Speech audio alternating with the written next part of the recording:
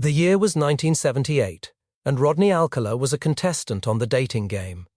Charming, articulate, and quick-witted, he won over the audience and the Bachelorette, appearing to be the quintessential eligible bachelor. But behind the winning smile and the television lights, Alcala was a predator hiding in plain sight. He was not there to find love. He was there to find his next target, a man who felt so untouchable that he dared to showcase himself on national television. Alcala's true life was a path of systematic, calculated violence that spanned years and state lines. He stalked the streets of California and beyond, targeting women and children with an arrogance that grew alongside his body count. His signature was as disturbing as his crimes. He often left a single red rose on or near his victims, a twisted calling card that mocked the very idea of romance. He treated human lives like disposable objects, documenting his atrocities in thousands of photographs that he kept as trophies.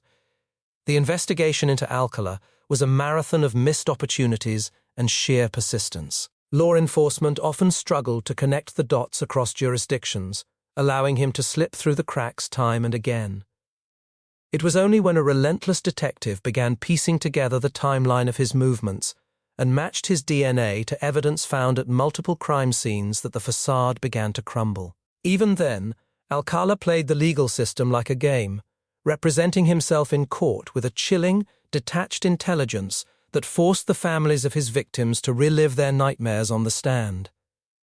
When the massive collection of his photographs was finally released to the public in hopes of identifying more victims, the true scale of his depravity was revealed. Faces of dozens of women and children who had never been linked to his name stared back from the screen, haunting reminders of a man who believed he was smarter than the law. He was eventually sentenced to death, but he died in prison of natural causes before the sentence could be carried out, leaving his victims' families without the finality they sought. The case of the dating game killer remains one of the most unsettling in American criminal history. It challenges the assumption that we can identify a monster just by looking at them. Alcala proved that evil can look like a charming contestant, a man who knows exactly what to say to win the crowd while he is already calculating how to destroy the next life. If the most charming person in the room can be a serial killer, who can we truly trust? Some cases get solved. Some just get colder.